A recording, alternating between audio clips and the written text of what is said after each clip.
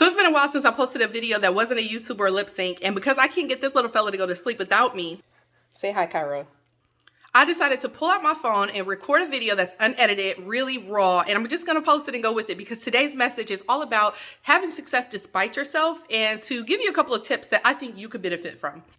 So I had a conversation with someone today that made me feel like this is something we could leverage, not just in business, but as a whole. So I wanted to share it with you today. So what does success despite yourself mean? That means that you've probably started to get to a chapter of your life where you're reaping the rewards, you're seeing the fruits of your labor, but you have no clue how you got there. You don't know how to educate or train someone else on to do it because maybe you don't know how, you don't know how to replicate it, and you don't know how to duplicate it in other areas or categories of your life. Here's the one thing I know about success, and it's my favorite by far, is that it leaves blueprints. It leaves crumbs, breadcrumbs. And if you pay attention enough, you're going to see exactly how you got there. And it has nothing to do with the tactical way you got there or what you're known for. It has to do with your mindset and your habits and all these other things that allow you to be successful in so many other categories of your life, which is more like prosperity than just success, right? So let me give you the first tip. The first one is about observing. Sometimes we can rush our way through success. Maybe it's your insecurity that's triggering that. Maybe that's your need to validate and prove to someone that you can achieve it and you just rush through the results. I'm guilty of this.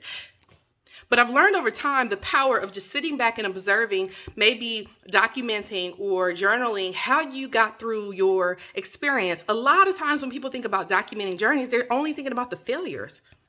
But there's power in there when it comes to success too, my friends. You just got to figure out what is it that is in your life current day that's working incredibly well.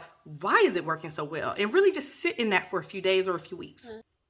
The second thing is to not overcomplicate. Sometimes we can think success has to be this complicated thing, that it's not as simple as just doing 1, 2, 3, 4 things. So I challenge you to look at the processes that you have in place and figure out where can you minimize, where can you simplify so that it's easier for you to create less friction when it comes to actually achieving the outcomes that you want. And the third thing that you can observe to realize how to have success in spite of yourself is because of your mindset or your trigger. What was it that maybe created that reason for you to go and seek out the outcomes that you have at whatever it is that you accomplished? What made you want to push and see that? I know for me, I'm oftentimes driven by doubt. I hate to admit it, but I am. If it's me taking action because things are often going really, really well, it's not always as successful for me as the idea that I can prove to myself that I'm capable of doing things. So thinking about what led you down this path, what mindset did you have?